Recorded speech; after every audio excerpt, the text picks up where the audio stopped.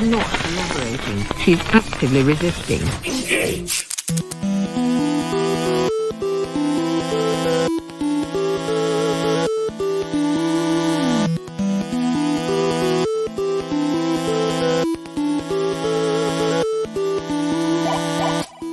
Citizens of Earth, gird your loins and open your minds. You have now willfully submitted to the Party for Prosperity and Supervillainy.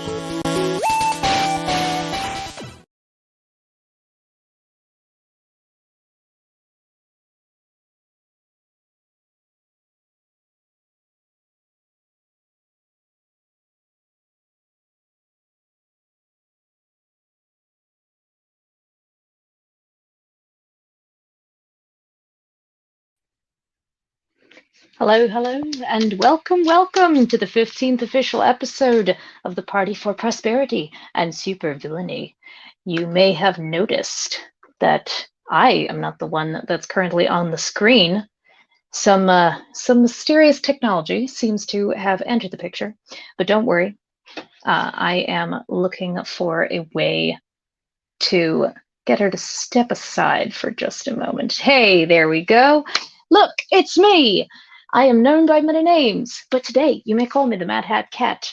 If you must refer to me in the third person, I bestow upon you the lexemical power of the singular they, them, theirs, themselves. So please go tell your friends and family of the wonders of our most deviant and devious party. So what I would like to do now is introduce all of you to a terrible and heinous figure that I have had the pleasure, or displeasure, should I say, of knowing for many years. May I introduce to you Dr. Zodiac? And let's actually make sure we can get him on screen.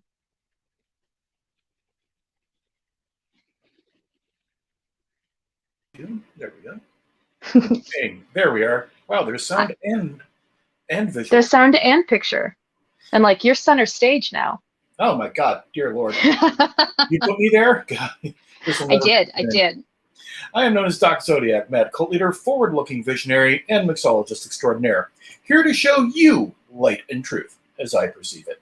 If you must use pronouns, feel free to use him, he, or my lord. We are here to observe, to discuss, to listen, and occasionally make some bloody sense out of this mad world.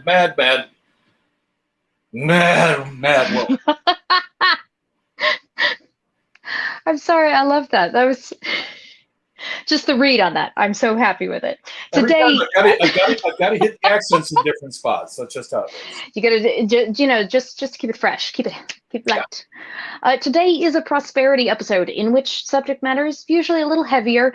We have a greater focus on current events and practical steps for everyday activism. One of the big reasons that I wanted to start doing this particular program is to make progressive causes more accessible to more people. I don't like the gatekeepery anywhere, but here in particular, we don't like that.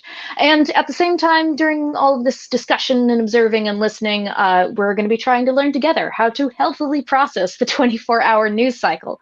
And of course, even though it is a prosperity episode, there will inevitably be nerdiness, silliness, and timtomfoolery. Today we'll be discussing how language, particularly the language of political movements, develops, bleeds into the mainstream, and often becomes co-opted by opposing political groups. Or else. All right.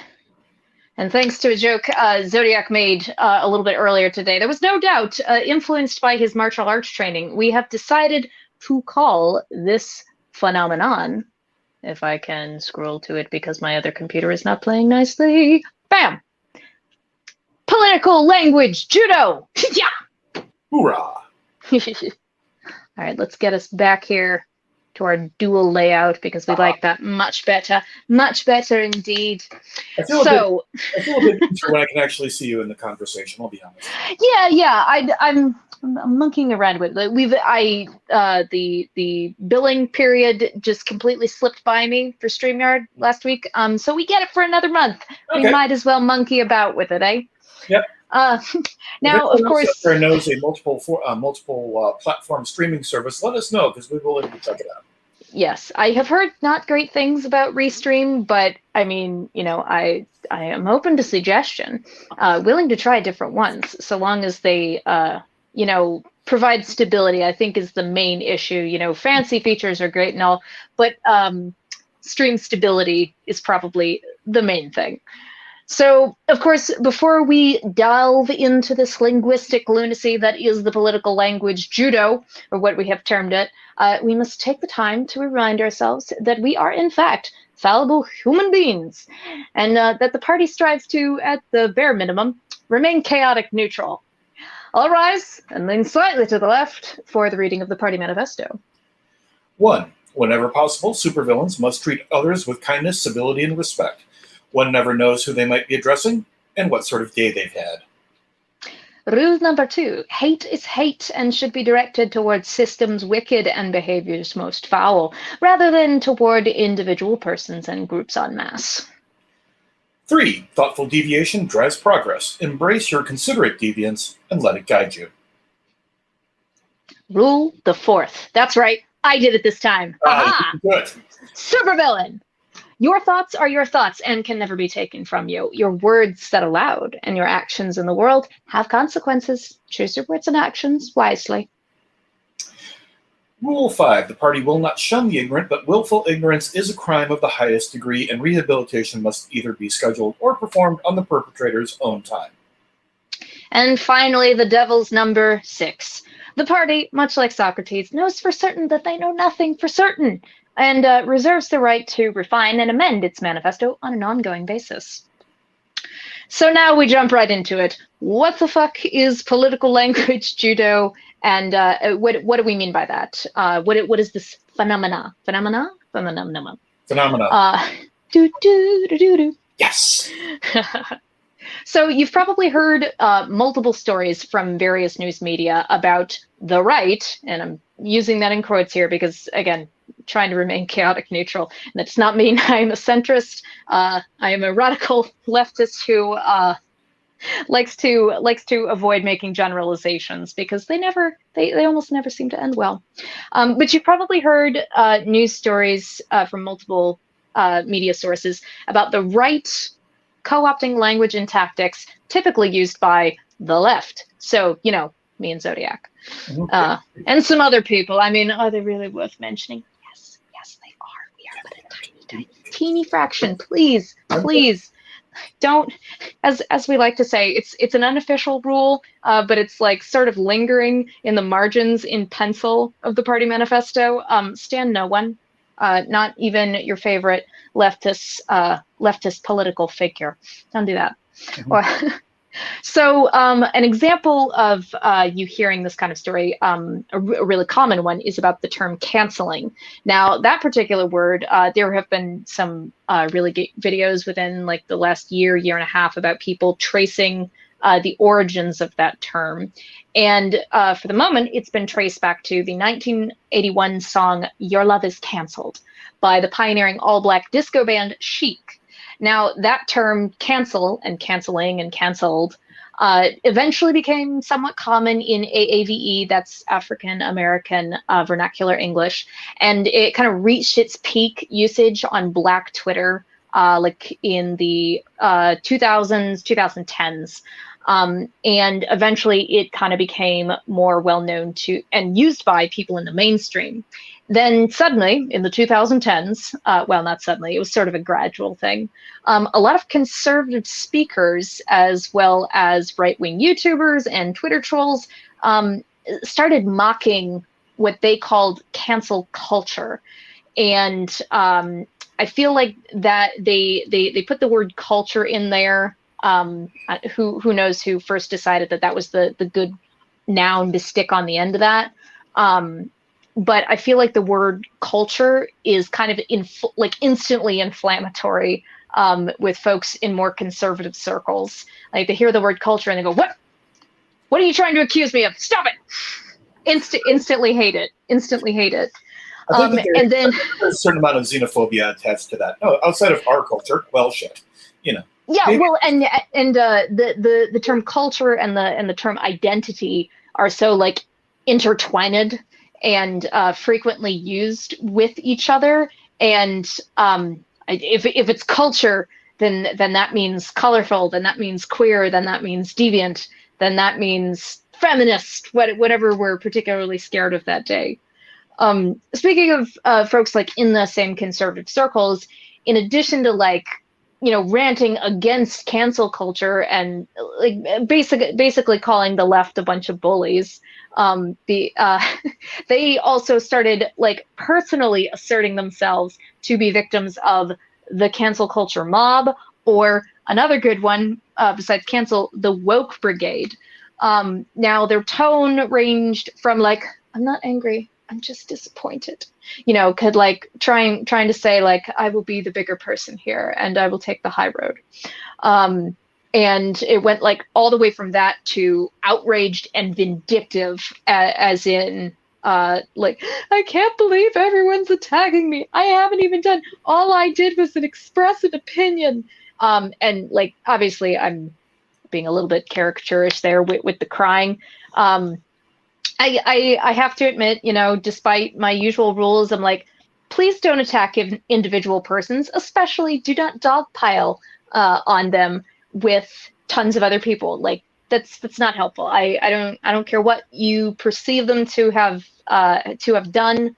Like social media can become such a violent tool. Don't participate in that. Like you can still have your opinions. You can still respond to the behavior and tell a little bit about that. But that is kind of, I don't want to, well, no, I do. I want to say the overuse of the idea of a call out, the idea of like publicly declaring I am abstaining from this or that person, company, product because they did X, Y, or Z, or they promote X, Y, or Z, or they associate with X, Y, or Z. And I don't know. I'm a little bit mad about it.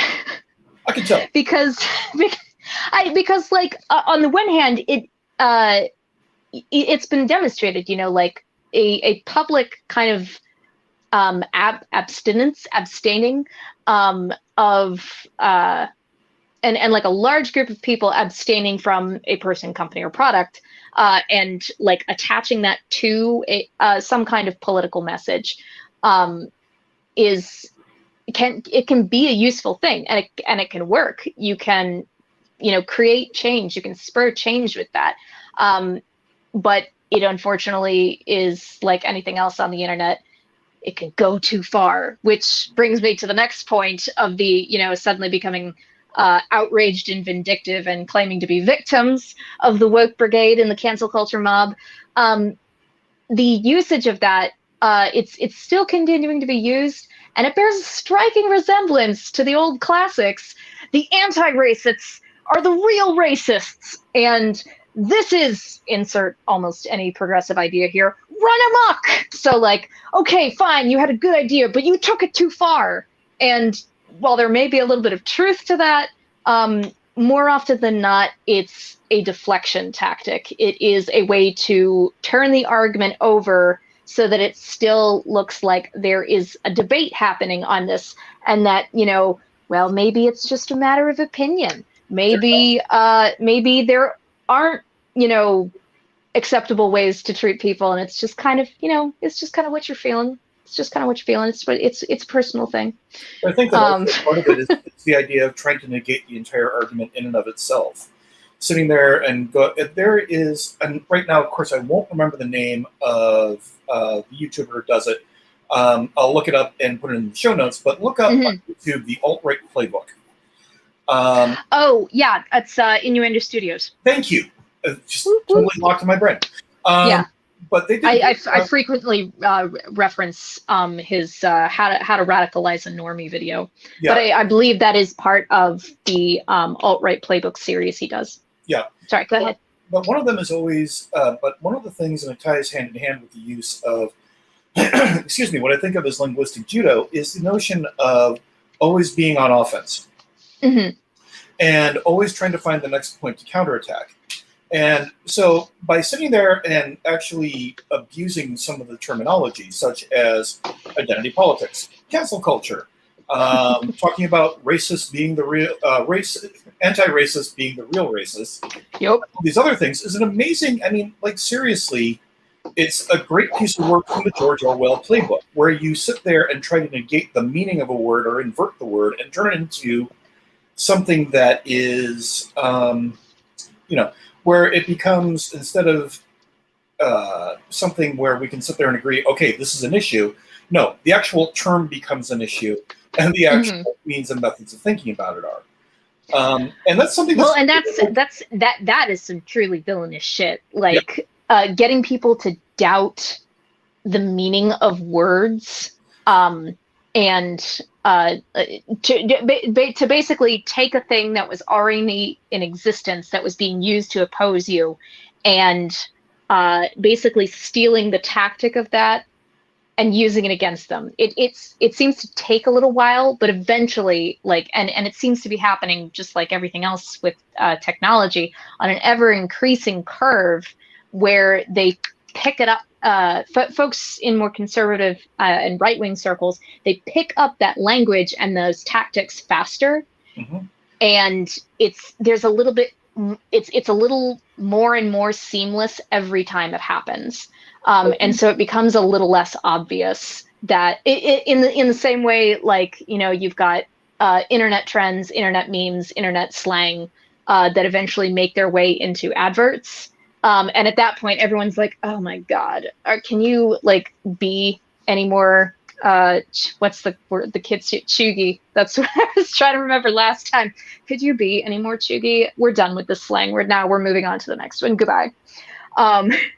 But that's like a really obvious tipping point with the language. But it seems more seamless now when it kind of transfers from the left to the right. I think actually, I think you can go back and take a look at the way that the right adjusted to the giant-sized shock that was the 1960s, where basically we had a whole bunch, and we're kind of seeing a similar version of it happening now, where a whole bunch of issues that have been left unattended for quite some time. Racism, gender equality, the beginnings of what would become an LGBT movement, things along those lines, suddenly became at the forefront, where people started demanding that, look, you should recognize us as actual members of society with an equal stake in it.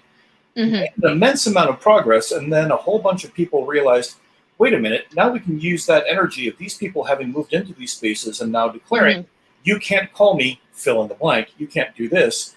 Well, hey, if I can't call you that, then then clearly you are attacking me and my culture. And away we go.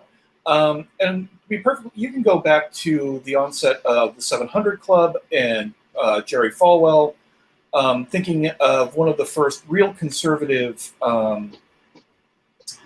boycotts that took place that had a really immediate effect. There's a TV show in the early 80s called Soap. Hey, I know that show. Yeah, it was a great show. Incredibly well written, really funny. Yes, very, very fun. And it really helped break out a number of characters from there. Billy Crystal really got his start in that. But Billy Crystal was possibly one of the first, if not the first, openly gay character on television. Yep. And Jerry Falwell. That's huge. Yeah, that was massive. and of course, it's got to be a white man, and he has to be funny and kind of charming and likable. That tends to be what happens. They try to make a certain a certain type of person, or a person who belongs to a particular group in society. Like, no, as you say, they're not threatening. Like, look, they're fun.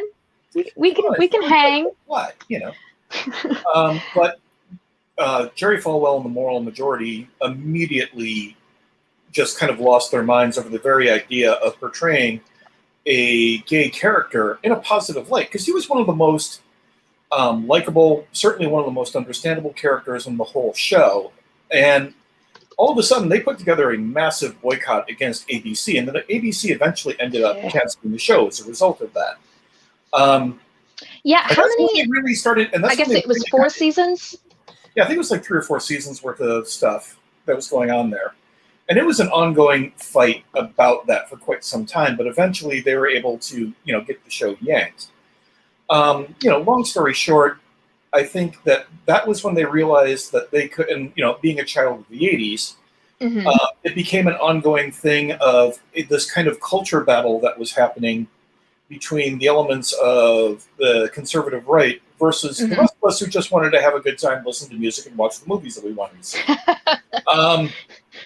So and- we would love to just like sit down and be quiet, because it's actually really tiring to keep fighting with you people about whether or not someone is a human being with, as you say, equal rights and equal stakes in society, because most of the time they contribute just as much, if not more, than the people that you are holding up to be, the ideal, the normative, the baseline. Yeah. And also that kind of thinking of history and such, the ideal, the normative, the baseline, when we actually started taking a look, over the last few decades at the realities of American history, it again caused a lot of conservatives to lose their mind and say, you are attacking America as a culture in and of itself. No, what we're saying is that we should probably own up to the fact that there was slavery, genocide, a number of wars that were started specifically as land grabs. Yeah. How about we just own up to that?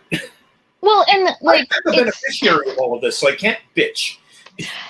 And of course, like there's a time and a place to discuss like it was bad, or it was, these people were a product of their time. Well, so is everybody, but there's a time and a place to discuss that. But most of the time, what we're trying to do, like, no, we just need to acknowledge it because it's a part of things. And I loved Abby Thorne's recent video on the idea of ignorance, and I love that she mentioned like willful ignorance, which I do not remember the Latin term for. Right. But we have willful ignorance right in the manifesto, because it is very much something that happens in the world, and we see happen all of the time in the United States.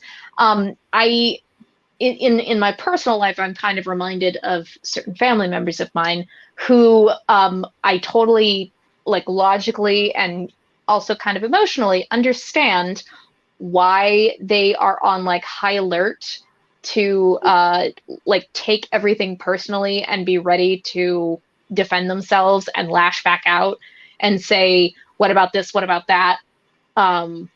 Or, just like really lean into it and just like, okay, fine, kill me, crucify me. And I'm like, well, no, it doesn't have to be all that. Like, I just need you to see that you did this thing and here was the effect of it. Don't love that. Could we avoid it in the future? I am not here to put you on trial and, paint a giant red letter, I don't know, C, let's say. That's mean, but no, I'm not here to, like, put you in the stocks in public and have everybody publicly ridicule you for what an awful, terrible person you are. That takes so much time and energy. Like, it doesn't help anybody. It doesn't help me. It doesn't help you. It doesn't help anybody out there who might be looking in and, getting off on wagging their finger at somebody. But of course, I love the whole thing. Like, when you point a finger, 3 more are pointing back at you. I'm like, yeah, but what about the thumb? The thumb is pointing upward. So really, God is the problem. Ah, yes. There we are. I think that's also part and parcel of how the game is played in terms of verbal judo. And I'm now beginning to view it more as a game as I'm beginning to understand how the rules are played, or how the rules are structured for it. And one of them is something that you have been running into quite a bit, and I've seen as well, and that is that there is no allowance for criticism to be something that is constructive. Criticism is an attack, and criticism is a constant attack, and you should always respond to criticism as if you're being attacked. And you know what? I grew out of that when in my teens. But the problem is that we now have people who are growing back into that because they're being more comfortable responding to criticism by counterattacking rather than actually Mhm. looking at what it is that they did. Well, and of course, I mean, that is one of the things that it comes back to is being comfortable. And one of the things that I'm always kind of trying to impart on people is, you should take care of yourself and you should take care of your brain, but also it's good to experience discomfort, because every time you do, you're going to be able to learn something about what is making you uncomfortable, or who is making you uncomfortable, and why. And do you need to do something with that discomfort, or is it something that like is kind of a passing thing, and you really shouldn't give any energy to it? Because echo chamber. Echo chamber is another one that gets thrown around a lot in conservative circles. Echo chamber. I'm like, well, everyone's in an echo chamber. That's kind of just what human beings do. When our brains are hit with like way too much new information, or information that just like really fucking rocks our worldview, we can either just be like totally stunned that we don't even really have a reaction to it for a while, or our brain immediately goes, nope, doesn't make sense. Quick, scream out about 5 things that we know for certain are true, and that will make the world realign again so we don't blue screen. And I think that that's also kind of another part of the ongoing game, is that it does allow somebody to be able to, at least in their own mind, bend reality a bit. Mm-hmm. It's something that when you sit there, especially over this last year, when did the idea that vaccines, are a good thing suddenly just stop to exist? I haven't met anybody recently who has polio. I haven't heard of any smallpox outbreaks. But vaccines within a segment of our population, whether it be people who are, saying that they're going to get microchipped, or it might cause some sort of neurotypical disorder, or something along those lines. But I'm just sitting here looking at this like, do you guys not understand the fact that we are in the midst of a pandemic right now? But basically, vaccines have become a dirty word. I had a moment at work. I work at a hospital. And I'm literally hearing somebody in a ER base screaming that she didn't want to get a shot of antibiotics because she knew she was going to get that goddamn vaccine at the same time. And I'm like, this is like legit going to kill this person. Like, you have a staph infection, lady. You might want to get this. Just throwing that one out there. But part of it is the ability to sit there, and the use of this kind of political verbal judo exists in a way so that way it can help to reinforce your own sense of reality. It can also reinforce your own sense of confirmation bias. If I sit here and I keep throwing out the same set of words and never deviate from them, then I don't have to change the things that I feel most comfortable doing.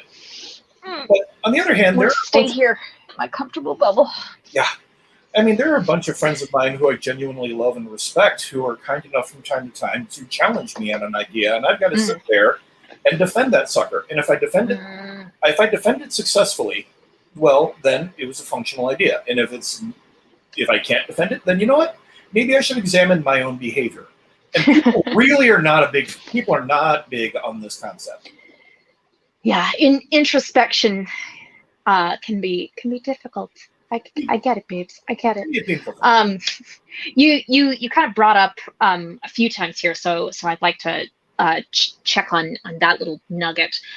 This negative connotation that some language, picks up along the way, and then even though it doesn't inherently have a negative meaning, like the word consequence.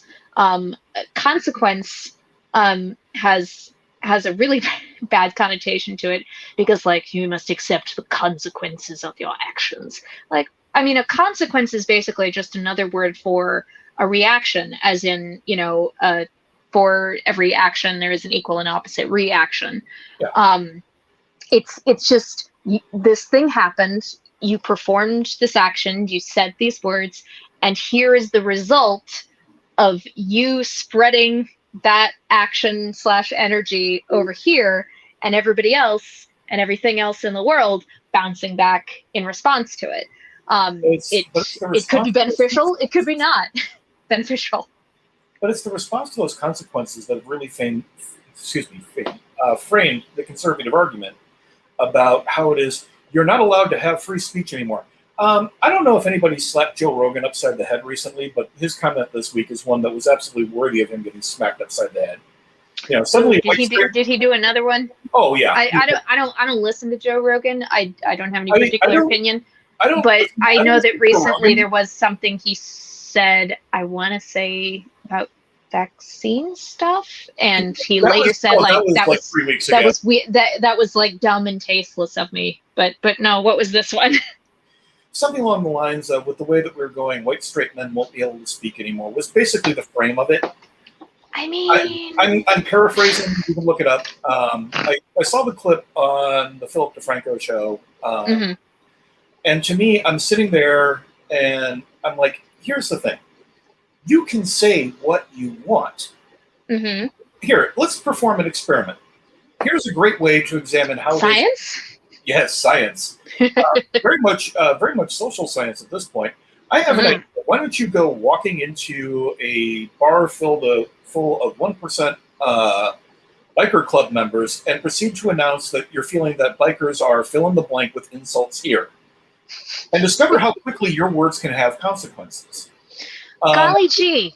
You think? And that's the thing. But because of the fact that there are consequences, they're saying they're basically inhibiting your right to speech. No, people told you you're a fucking idiot. And sometimes you got to soak that one up. Because when people are responding like that, like some of it is them saying, I don't personally like this. What you're saying makes me uncomfortable. And then when other people are saying, like, actually, what you're saying is not helpful. It's not productive. It's not conducive to us, like, carrying forward as a society. So maybe just don't. Yeah. And, maybe don't.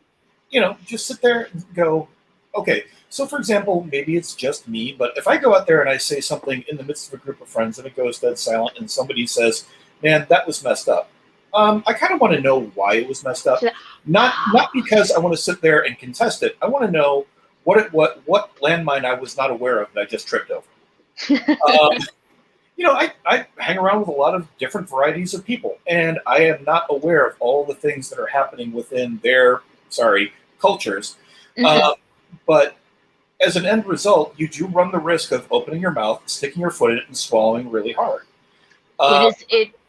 Anytime you speak, like, it doesn't, if there is another person in the room, anytime you speak, you kind of have to accept the risk that you're going to say something that is going to land badly with one or more other persons. And everybody's had the moment where you find the exposed nerve you didn't know was there. It's fine. Yeah. Oh my God. People misspoke, or they said something that was a little tactless. Now, of course, I'm mostly referring to like in-person interactions, because online interactions with strangers are a whole different animal.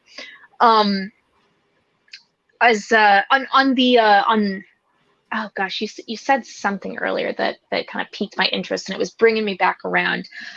In my kind of prep for this episode, it was my prep for this episode. I was looking into kind of the origins of the term woke, and just like cancel, where did it originate? It originated in African American culture and language and vernacular language. The origins can be traced to sort of situation, is back in the 1860s.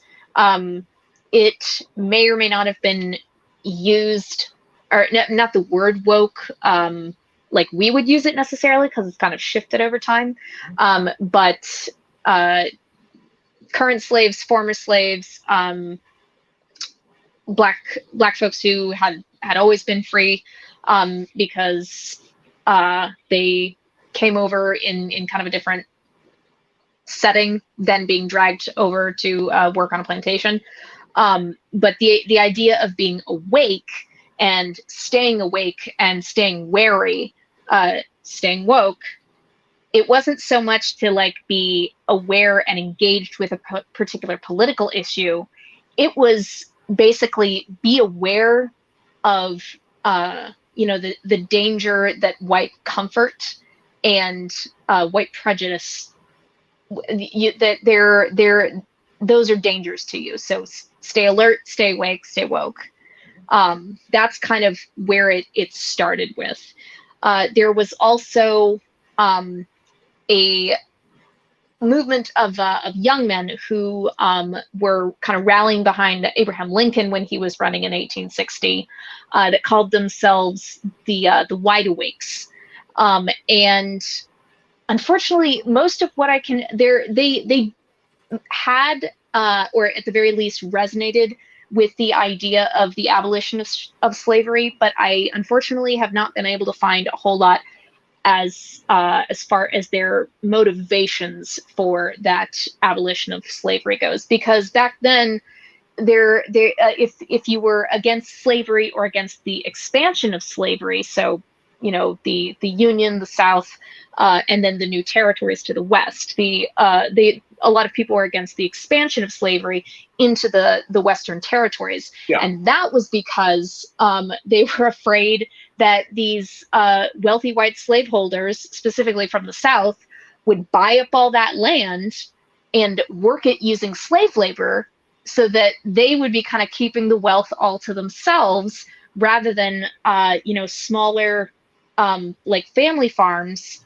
could go buy up like smaller chunks of the land and work it themselves, along with some hired help. Folks who were U.S. citizens. So again, white folks. Mm-hmm. And it didn't always necessarily. I don't know. It seems very rare back then that anyone ever explicitly said, "Hey,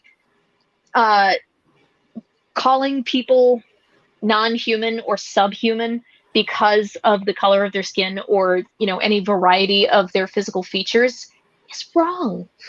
It's a rather it's an unfortunate substrata of our culture, especially back then. I mean, that issue is run rampant still throughout our society, but it's kind of weird for me to realize that at a certain point in time, if you were anti-slavery, you were a far, far hardcore radical. Mm-hmm. Now it's like if you were to be pro-slavery, people look at you like you're from another planet. Change can happen, but the idea that there was a period of time where we just went, yeah, slavery, do the thing. There was he was a Christian anarchist, which I think is just like a really cool part of American history, because they were anarchists in the sense that they believed that basically all human government, if it was not already, would become corrupt and had no ultimate authority over human beings, and that God was the only one who had sovereignty over that, and that governments should be abolished, and that people, just in their little clusters wherever they happen to occur, would kind of govern themselves, coming from the point of a godly love, if you will. Yeah. So, following the Jeebus. Right. And in that abolitionist movement, I can't remember the specific society name, but I know that a large portion of them, it was made up of Quakers, and a lot of Quakers over the years were involved in not just abolition causes, but like specifically anti-slavery and pro treating people like people. And again, you can't.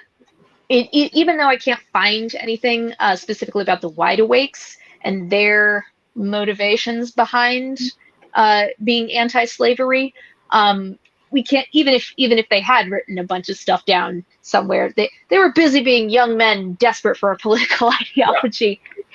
They had a saying like, I think it's the old men are folding their arms and going to sleep. The young men are wide awake. And also, there's this image that usually goes along when folks are writing about the wide awakes.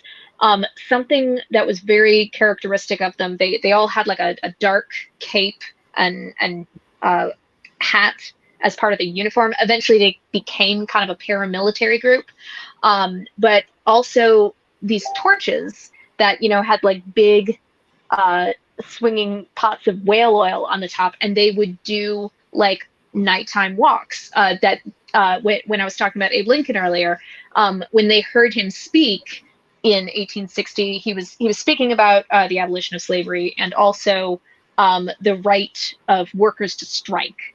And these wide awake boys were like, yes, we are into that. Well, we are going to escort this, brilliant, wonderful man in the beginnings of the Republican Party, believe it or not. Back in the day. It's so weird how that shit just flip-flopped. Because back then, like, it seems like more of the folks who were in the Democratic side, or the Democratic Party, like capital D, were into more government control, more federal oversight of things. And or excuse me, other way around.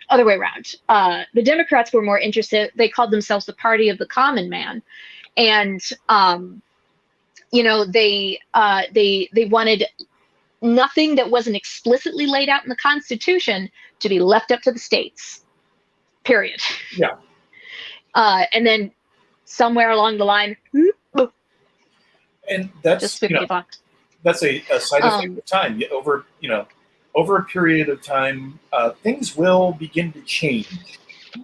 Especially when the demographics of a party begin to change in the area. You can either move your political aspirations elsewhere, or you can sit there and move into your space. But again, that becomes a matter of what are you going to be a part of? Are you representing the people around you, in which case you're going to have to shift your politics? Are you representing yourself, in which case it's just power? Or do you have a vision of something that you want to do, in which case, that can make for an interesting, either political party or potential disaster, or both. Why not both? Yeah, why not both? Look. Tell me if you just like do a quick Google of the wide awakes, so awake plus an S on the end to make it plural, you'll see this illustration of these young men going through the streets with these torches, and I didn't see any kind of references to the Charlottesville riots that happened with the Proud Boys specifically carrying the tiki torches. Like, everybody made fun of them. They're like, you got dollar store tiki torches that were made in China. Bah, bah, bah. Yeah. But I think a lot of it also, well, and I wonder sometimes, like, do they draw? They always say we're the party of Lincoln. We're the party of Lincoln. They somehow draw these parallels from back then and the values that they held to the values that they hold now, and that confuses me a little bit. But specifically, do you remember, like, in specifically like Proud Boy? There are lots of clips of them saying it's kind of unclear whether they're saying "you will not replace us" or "Jews will not replace us." There was an up close shot of some of them, and it started off with "you will not replace us," and then shifted to "Jews will not replace us." Yeah, it was like watching a. Once other people heard a couple of other people like, "Oh, I'm not alone. I can be louder about it because I'm safe in the group." And as much as I like the idea that they might have stolen that from a group of abolitionists back in the day, to be perfectly honest, I think a lot of, and I'm not just saying that because it's a stereotype of the far right, but part of me thinks that a lot of the tiki torch element of that and the way that it was done the evening before it all went south, was taken from Triumph of the Will, the Rennie Leifenstahl movie that was about the Nuremberg rallies. And because there's an amazing image in there of, all of these brown shirts walking through the streets with these torches forming swastikas and such and marching clean. And it's an amazing image. It's terrifying as fuck. But, you can't get away from the idea that a lot of what they were doing was trying, and also the torches thing also goes hand in hand with the Ku Klux Klan, who would show up with torches and such at your house and would burn a cross and then burn your fucking house down. Why you guys gotta be ruining torches? Yeah, for me, Charlottesville is a personal matter to me because I have family who live there. My mom lived there for quite some time. My father died there. And that was something that when it happened really hit me in a very primal sort of level, because I'm looking at streets that I've walked down and areas that I'm very, very familiar with and going, this is just straight fucked up. And that was kind of like the weird thing about what I think of as the era of the Trump administration. Started with Charlottesville, where a lot of my family live, and then ended with Kenosha, the town that I grew up in. I was, come on, this is if I tried to write this, people would tell me I couldn't have gotten this level of heart clench. Yeah, but I think that especially with the Proud Boys and also the Daily Stormer, who were really important in putting together the organization of it. Again, thinking of these are the people that are always, especially, physically they definitely are always ready for a confrontation, but if you kept some of these guys online, and it's almost universally guys, you are going to wind up, again, on the wrong end of that. You are never defending. You are always attacking. But how about this? Well, what about this? What if we move to this? It becomes absurdo ad reductum in a weird sort of way to keep deflecting away from the central point of an issue and to change how the language is done. Again, we come back to that judo reference in the title here. So coming at me with a thing, kapah. Coming at me with another thing, kapah. And then eventually just waiting for the right moment when your opponent is slightly off balance, their weight isn't totally censored. You do a throw, you do a jab, you get them in a chokehold. Yep. I don't know anything about judo. We have a mutual friend who teaches it, so at some point in time. I'm waiting for the day. Like I don't know how much I will be able to physically participate because I have bad joints. And because my arches are so high, I have a really easy time rolling my ankle. But I would like to at least learn a little bit, just so I can. I want to. In kind of circling back to like the word woke again, and woke brigade. I keep seeing all of these things that sort of circling around each other. It might be a different issue. The language at hand might be different. But what I've noticed recently is that it's not just, I never thought this specifically, like it's only folks on the conservative right-wing side that does this. It happens on the left too, because the use of like ambiguous, we'll say satirical, even though people don't know what satire means. Satire is dead in this day and age. Yeah. The word sarcastic and the word satire are far overused, and I don't want to police anyone's language, but I also want you to know what things mean. Like it's one thing when something becomes slang, like the word literally, which I still have mixed feelings about, but obviously I use it occasionally to mean metaphorically or figuratively. But yeah, the use of like ambiguous means. So like Pepe the Frog, as long as you can always kind of fall back on it's just a joke. It's not hurting anyone. As long as you can fall back on that, you have some credible deniability. And you can, well, I can't be responsible for what other people do with what I say and what I display on whatever social media platform I'm using. And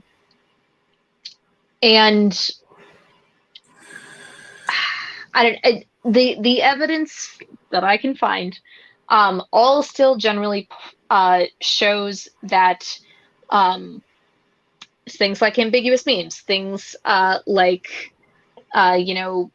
taking another political movement's bit of language and using it against them, that seems to be done more on the right than it does on the left, but it does still happen on the left. And folks on the left do, in fact, sometimes incite violence. They do.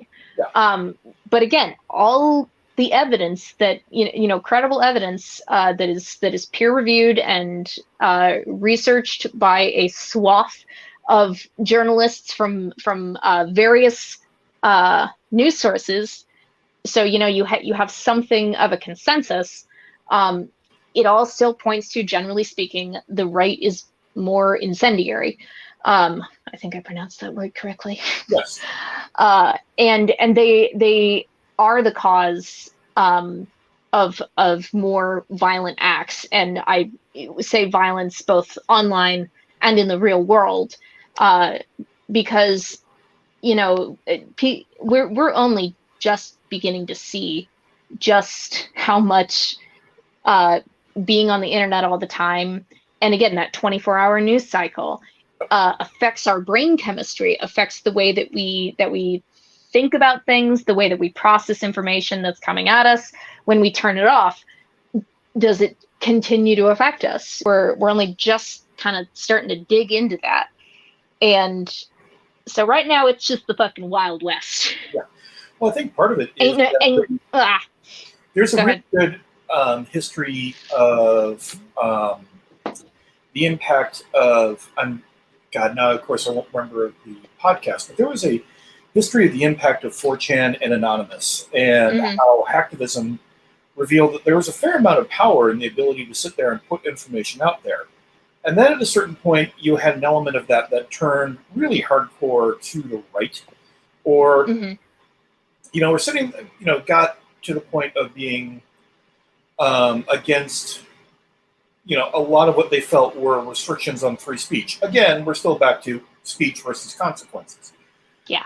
But a lot of it was the idea that that those guys really were able to take a look at the impact of memes, everything from cat macros to just kind of funny stuff. And then the fucking okay sign. Oh, geez. Hey, we'll get people to think this is a thing for secret Nazis. But then it actually became a thing for secret Nazis, and now never know up is down. But that's a functional tool, because what they were able to do by doing that was sit there and go, oh, well, you know how crazy those people on the left are. They think the okay sign means that you're, a far-right ideologue. So you see, those people are crazy, and they're always looking for enemies. And that was the means and methods of doing it. Those guys. Well, and getting the people who are kind of politically ambiguous or politically more to the center or slightly to the right of center. As far as what passes for centrism in the U.S., kind of getting those people to be a little bit more on their side, rather than giving the benefit of the doubt to the people being accused of the thing. And that can be said for folks who are accusing people on the right of being secret Nazis, or blatant Nazis, whichever. I can't think of Pepe the Frog without seeing the moment where Richard Spencer got punched in the face. I can watch that again and again and again. I'm just happy for that, because he was explaining the Pepe the Frog meme when he got punched in the face. Yeah, he was. See, now that is irony. Yeah, I was sitting, I couldn't stop laughing. Okay, again, going back it's very pure. it's not wholesome, but it's pure. Yeah. In the sense that just it was so organic. I have a very strong dislike of the Richard Spencer type, mostly based off of previous experience.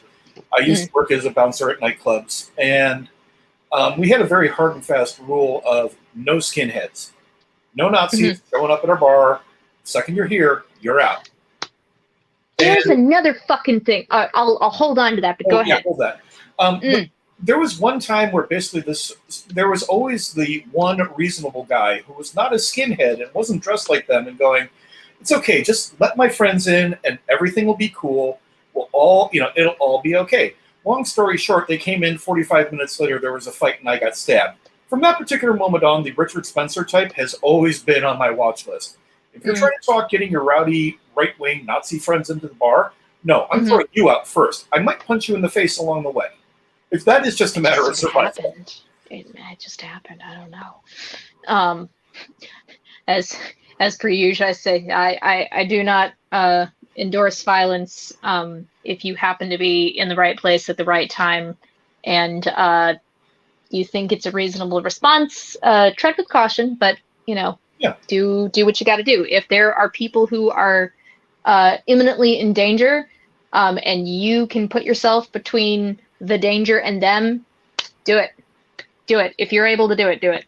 Yeah, to me, it's always, I've said this on numerous occasions, violence is the court of last resort. But if you've gotten me there, then we are not playing.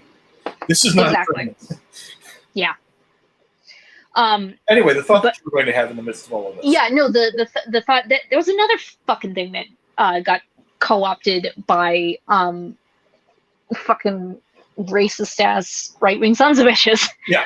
Was the skinhead movement. Right. Because originally it was young working class kids in London, and it was music, it was fashion, it was kind of a labor working class centric ideology, like don't let the rich keep you down kind of thing. It had a lot of resemblances to the punk movement. And then suddenly skinheads had this whole other fucking connotation because the trappings of it, the closely shaved head, the Doc Marten style boots, and eventually like red laces on the black boots became, like kind of a secret symbol. To let the other people know, you guys were on the same page. Then it became kind of the main guy. Ruined it. Yeah. Ruined it. But that's the thing. Turn cool working class music and fucking white power music.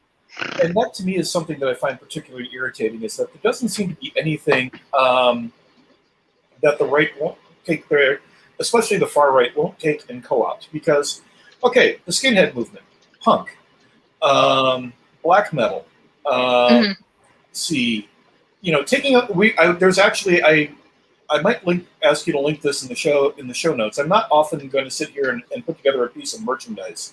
And, I'm not the one who did this, but somebody sent it to me, and I went, "Oh, this is cool." Somebody took the Viking compass thing, and then replaced the runes on the outside with just "fuck white supremacy." And, right. For those of us who are pagans and have, I'm kind of, coming from an Irish family, I'm kind of, turned in a more Celtic direction. But I know a lot of people who are also true. I know a lot of people who are odious, and they are fucking furious at these Nazis stepping in. Oh my God, yes. Oh my God, yes. It's something that gives everybody in it multiple bones to pick. Multiple bones to pick. Yeah, I am not like exclusively Nordic type of heathen, but I have a lot of jewelry that is very significant to me, particularly with the two ravens, Hanan and Maunan. And occasionally on there will be some type of rune, or I forget the name of the wheels off the top of my head, and I don't know why I can't remember. I can't remember. It's okay. they're basically just like sigils of protection, usually. But then things like Thor's hammer. Yeah. It's difficult to like be able to sport anything with that on it, or hell, even anything with Nordic runes on it, because so many people now associate that with white supremacy, with Nazism, and that's not cool. Odin doesn't approve. Yeah. To me, it's, he told me. Again, that whole use of language. Odin did not go out and suffer the way that he did and fight the way that he did to find the goddamn runes so that way you could sit there and use them to basically trash people of other ethnic groups. He fucking cross-dressed and wrote poetry, so yeah, suck it.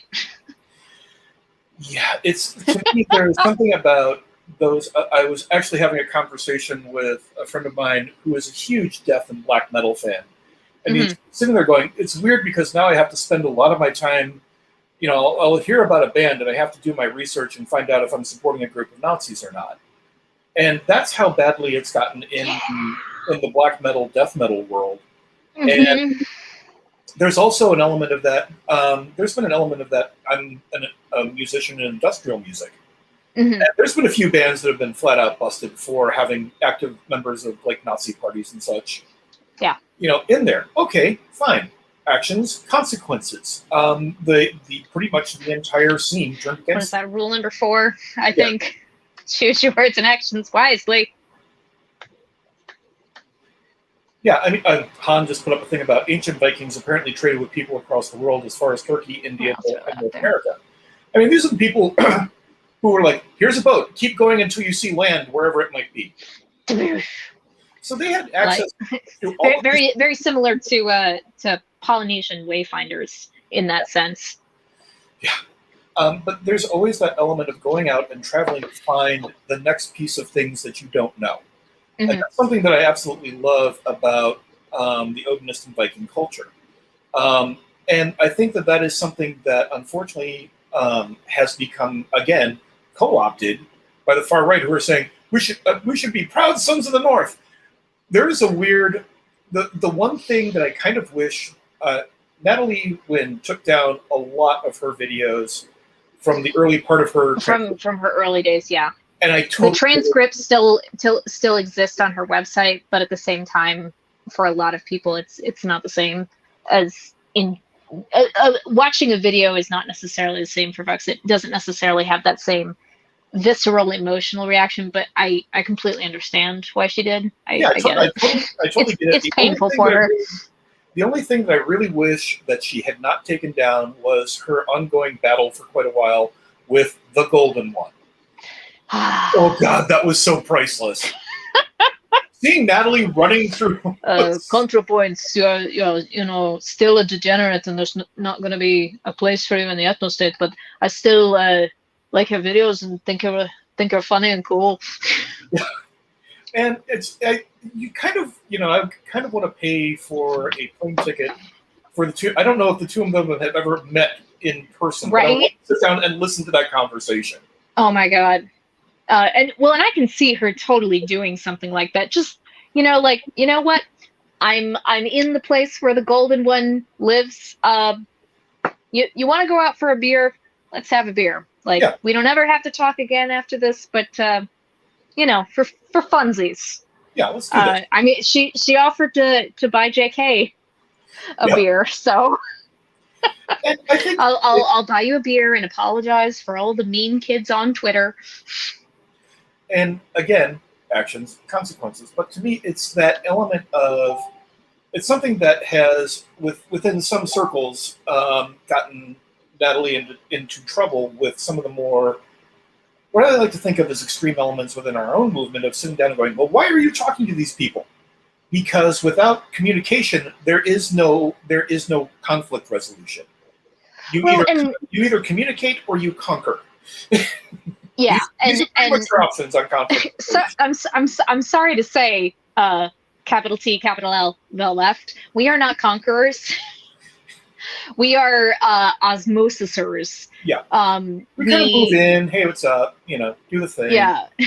We're here to progressively nudge things along, because if you stay the same forever, it won't be forever. You will perish because things are going to change around you, whether you like it or not. Things are going to change within, like within conservative movements. Even there are people who leave, like the more far right radical sides of things, and hell, even people who are just kind of like, well, we'll say wishy-washy Republicans, going like, man, this is too much bullshit. I'm out. And even just like they're like, look, I don't want to pay more taxes, but I really don't give a fuck about who I vote for. It's a bit. It's been known to happen, but yes, the left, we are not conquerors. That's not who we are. So we have to keep talking. That's one thing we do a lot of. We talk, and occasionally action is good. Not even occasionally. I would say like you've got to have equal amounts, and in addition to that, you've also got to have thought. So personal introspection.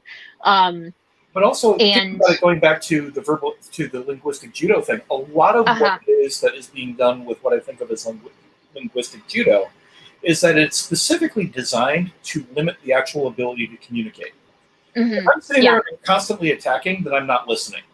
Mm-hmm. I'm just waiting for the next point that I can sit there and attack your point with. Yeah. And the more that you're attacking my points, the more that I am sitting there going, I really don't want to be a part of this anymore. I would just as soon prefer to sit down at lunch with people who I don't agree with and then have a conversation and go, all right, we're not doing that thing. We're doing this thing.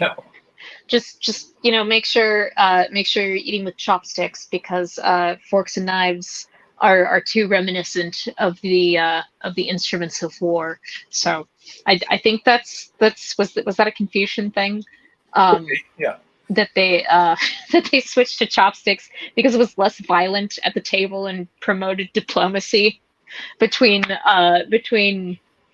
warring communities. Having had the moment where again, the benefits of growing up in an Irish family, but having had the moment where cousin and I did our level best to try to stab one another with forks at the dinner table. I'm kind of with Confucius on this one. Han has brought up a thing here, and I wanted to ask you for a bit of clarification. Oddly, in bodybuilding forums, there tends to be a lot of racism. Not sure what causes it, but they seem to be obsessed with racial purity. So I missed the bodybuilding portion of it. I just saw like building forums, but I understand what you meant now. I think that is kind of a weird thing. I as far as the eugenics side of it go, I guess I can see how people who like are already super, super obsessed with like knowing the exact details of their genetic history, so that they can kind of like plan out what their body is capable of getting from point A to point B. B for buff.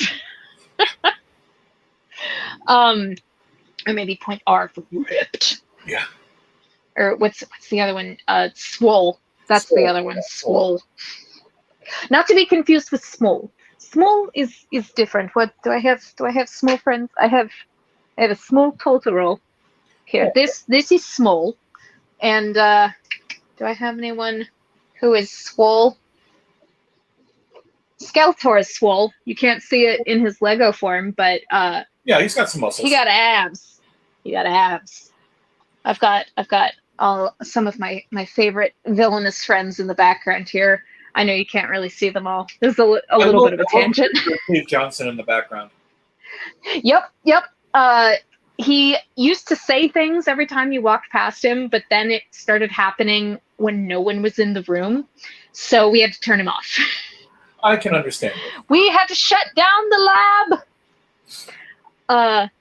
Actually, that sort of reminds me. There is Yep, there she is. I don't think she's too happy that we've been ignoring her. She gets irritated about that. Yeah. I mean, like, look, we can't talk about this right now because we're running short on time. I'm just gonna, turn you back off there. Go to sleep. Go to sleep. We'll talk about you more another time, maybe in 2 weeks' time. So we've got about 15, 20 minutes left. Is there anything there? Oh, I remember there was one thing, and then I'll kind of hand it over to you if you wanted to add any additional thoughts. The whole wide awake thing. The reason that I was bringing it up before with the Proud Boys is my brain kind of drew a line from the Wide Awakes and their whale oil torches to the Proud Boys and their tiki torches in Charlottesville to QAnon, where a frequent piece of rhetoric of the supporters of this imaginary figure is that we are wide awake, and that that seems to be kind of a co-opted thing, because that's a co-opting though of, and this is if anybody who's watching this, if you get the opportunity, listen to a podcast called QAnon Anonymous. It's absolutely amazing. I'll put it in the show notes. Yeah, it takes the piss completely out of QAnon, and I love it. But one of the terms that comes up, and it's something that has been happening an awful lot in terms of the right, and specifically QAnon, but a number of other ones, is the idea of being red-pilled. And now you're... Yeah. Mm-hmm. Which Stop I'm sure ruining the Matrix. Are sitting there going, wait, don't stop our shit. Oh God, the poor Wachowski sisters. It's such a co-opting of their actual vision of what was going on that I mean, like. Well, and of course, like they didn't originate the idea. I can't remember if it was you or Moof or somebody else who was like saying, just so you know, Matrix basically got all its shit from this other movie. I'm not talking about that right now, but if you ever have a chance, again, I'll link it in the show notes. There is a very interesting book called Philosophy and the Matrix. I think there's a number of books in that series that looks at like different pieces of media within the context of different philosophies that it utilizes. And within the Matrix, there is a lot of Buddhism, specifically Zen Buddhism, both imagery and just straight up phrases that are being used in that context, and the whole like wide awake thing. Neo wakes up from being in his little human energy battery capsule pod. And he has to choose, do you want to stay asleep or do you want to wake up? And that whole it's a repeated theme throughout the trilogy, being awake versus being asleep. And then you eventually have someone who is a part of this group of rebels who has been awoken but didn't want to be. He wants to go back to being blissfully unaware. He wants to choose ignorance so that he doesn't have to deal with the harshness of reality. He just doesn't want to do it. And he is willing to sacrifice the other people in order to get back to that. Which, God, I've always kind of wondered. I don't remember that particular character's name, but when he's kind of bargaining with the agent, I don't remember what they call him. God, it's been a long time since I've watched those movies. It was Agent Smith, yeah. Agent Smith, thank you. All I'm thinking of is the actor in Priscilla, Queen of the Desert. Yeah. So, no one is more awesome than someone who can be like a completely ripped, gritty action star, but then also play a drag queen. True that. It's the same thing with I think he played Zod in one of the Superman movies. Yeah. Was also in Priscilla, Queen of the Desert. And then the third one was the guy from, I want to say, Memento. Yes. Or, yes. Yeah, all three of them, like, big buff, gritty action star, fabulous drag queen, best, awesome, mwah, perfect, beautiful. And then there was Tu Wong Fu, which also, I mean, you've got, we'll get back to an actual point in a bit, but... I swear I have one. Yeah. I wanted to throw, Han gave me the Snipes name of the character, Cypher. You've got Wesley Snipes, and of course I won't remember his name right now, and I feel bad, but he was the lead of the house. Yeah, it's been a tricky sort of day. But I love it when people are willing to step forward and go, I don't care if you think that it might damage my career. This is an awesome film, and we're fucking doing it. Yeah. Are you talking about Hugo Weaving? Yeah, any of those people. I mean, yeah, you know, they're just awesome. You know, it works out fairly well that way. But yeah, so that co-opting of this Buddhist idea of being awake, and suddenly you are enlightened, and it's kind of turned into this. I kind of want to slap a toxic masculinity type of sticker on it, as far as, because like they made it a competitive thing. Like, you're either asleep or you're awake. Like, I mean, yeah, that's kind of the nature of the two things. I mean, you could also say, like, there are people who are, like, sort of in a half dream, half awake state. I experience it all the time. But okay, if you want to stick with your binary, all right. But they made it a competitive thing. So if you're not awake, you're trash. And that goes, with, people on the incel side of things on the internet, who are co-opting that term, red pilling, and at the same time, there's a reason that woke scold has become a term, which is kind of what got me started thinking about this. Was I was with a couple of friends playing board games the other day, because we're all vaccinated now, yay! And we were talking about some term or other, and I was like, well, hey, I don't want to woke scold you. And they're like, I'm sorry, excuse me, what? And so I got to explain the term woke scolding to them. And I mean, that is also a thing, that instantaneous locking out and isolating yourself and the people who are exactly in line with you. Now, I don't think that it's as nearly prevalent on the left as the internet makes it seem. And I don't think it's as nearly prevalent as conservative talking heads like Tucker Carlson would like you to believe, or Jordan Peterson. I don't know if he's still on the woke brigade. He's probably still calling them postmodern neo-Marxists. Again, for me, sure. Whatever you got to do. I think that the worst of the wokes. Okay.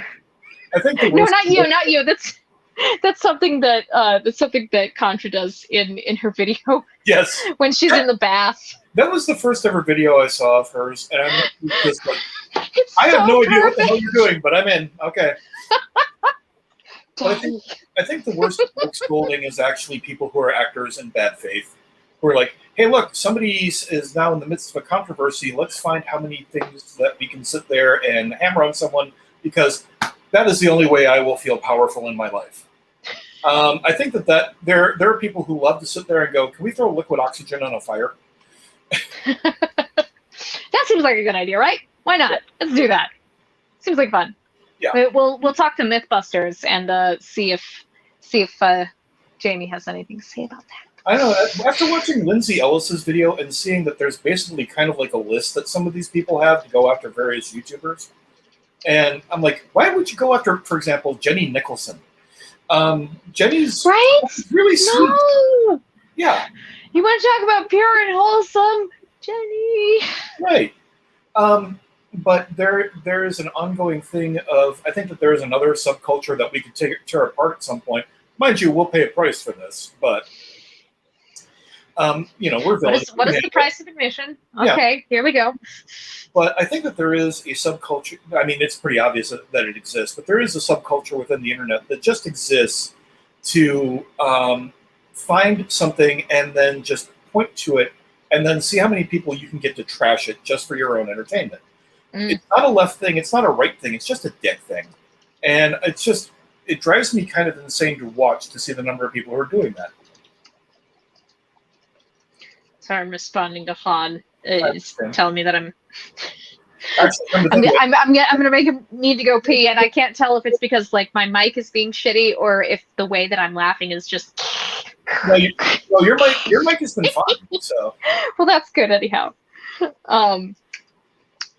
But yeah, this what I keep coming back to with all of this, the political language judo, like anything, any term, any tactic is eventually going to be co-opted by opposing political forces. And when I say political, I don't mean registered political parties. I also mean unregistered political parties, perhaps parties for prosperity network. Yes. Supervillainy.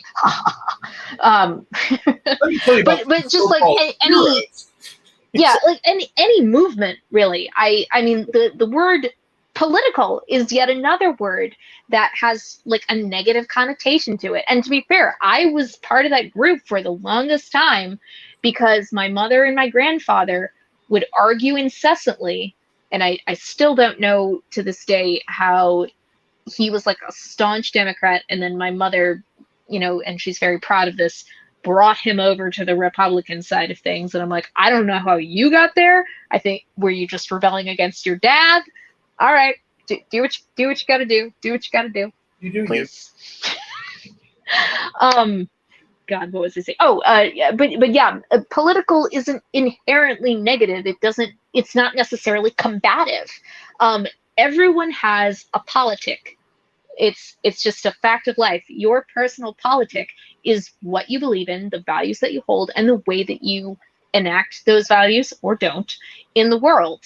And your politic might be, I'm not going to participate in any kind of cultural discussion. I don't want to hear about, political elections. I don't care. I'm just living my life. I'm like, all right, that's your personal politic. You go on and you do you. You stay asleep. No, because again, it's not a fucking competition, okay?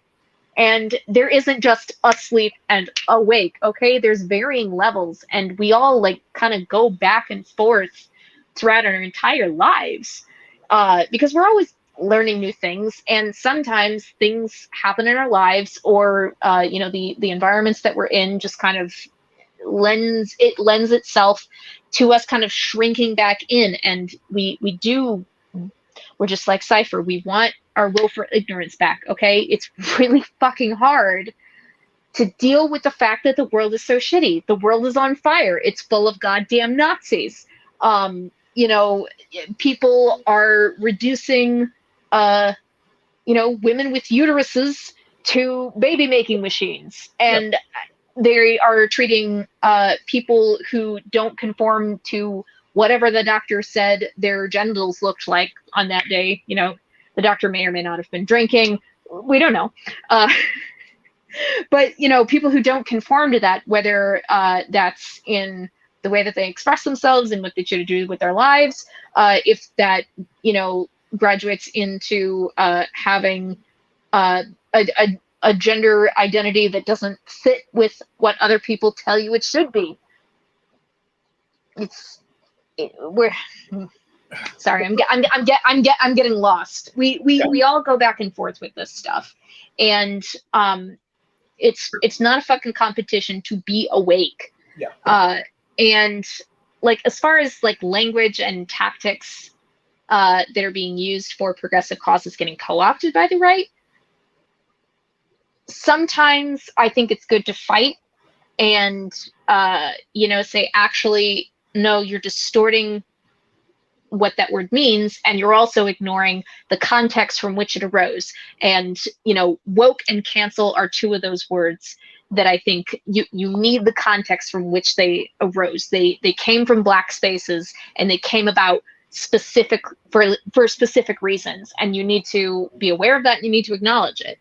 And then sometimes you gotta let a word go because it's not worth fighting over. Instead, We can come up with different hashtags. And the on the technique side of things, on the tactic side of things, like using humor and satire to kind of put people at ease in the way that, say, Philosophy Tube and ContraPoints do. They use humor, often a lot of self-deprecating humor, and the occasional deprecation of someone else, as a way to kind of bring the topic a little bit more down to earth, make it not so all up here and out of reach for people, which is part of the reason that I appreciate both of their work so much. Is because they don't want this stuff to be out of reach for people. They want it to be as accessible as possible. They know that a lot of the people watching them, like you and me, like we're already pretty much in line with the same kind of thinking. We might disagree, here and there on a couple of details, but overall we have the same general desire for the world to be a certain way. For people to be treated a certain way, and to prevent huge atrocities happening, if at all possible. If we can try, at the very least, can we fucking try? We should just try. But yeah, I think this would, like all of our episodes, I mean, we're only 15 in so far, but at the same time, I have not yet congratulated us for continuing to stick with it and putting on another episode. And today we were on time. Yay. And we're going to end vaguely on time.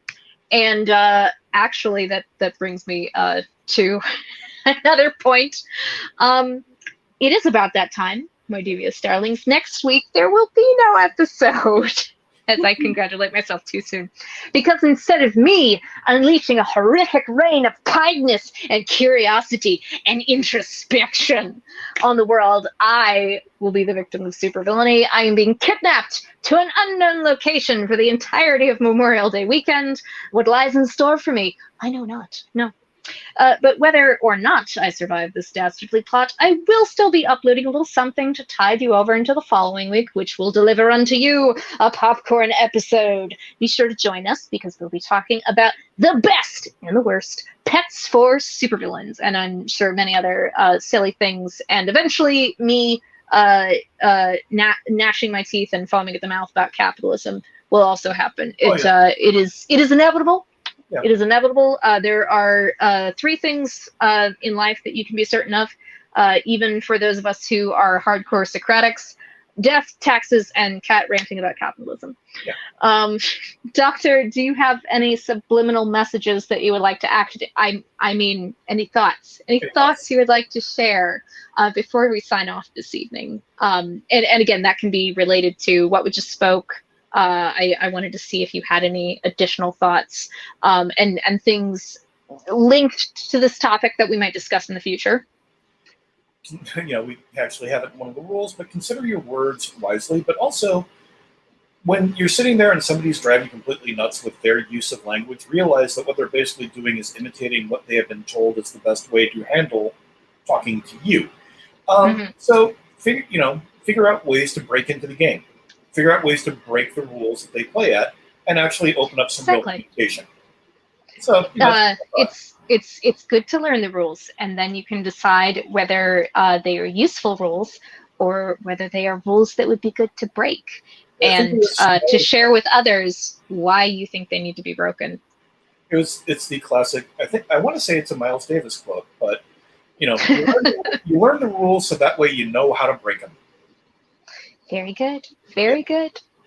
I would like to say, before we do sign off, thank you all so much for spending your time with us. And new subscribers to my channel, I see you.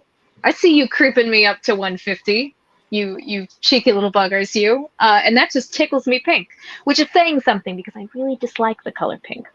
I would like you all to please remember to drink your water. Just talk nicely to yourselves, and keep doing the best with what you got. It's all we can do. We can only do the best with what we've got at the time. And I believe it was Angela Davis who said, when you know better, do better. So as I always like to say, be sure to take the time to do something purely for the joy of it, even if only for 10 minutes. And then later on, take another 10 minutes to do absolutely nothing. May your fortnight be a pleasant one, and we shall see you next time. I would like to say this meeting of the Party for Prosperity and Supervillainy has come to a close. We are adjourned. Get the fuck out and hug somebody. Hug somebody and say, I don't care that you say words that infuriate me. You're still human and you're okay. Good night, y'all. Good night, everyone.